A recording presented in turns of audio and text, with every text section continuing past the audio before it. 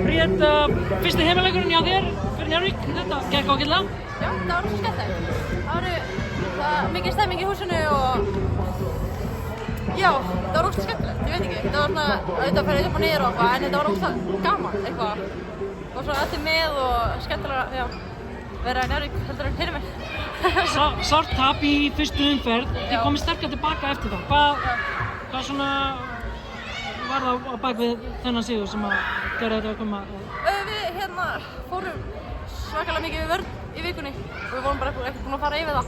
Og það var svona eiginlega eina sem að við gerðum og þegar við spilum góð vörn þá kemur sóknin og þá var allir með sjálfstraust og eitthvað.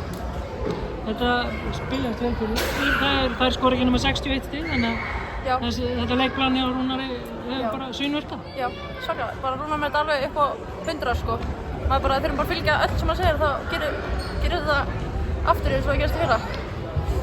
Framhaldið eftir svona sigur, það lítur að gefa liðinu ágætis sjálfstraust og síðan styrkleika inn í næstu leiki?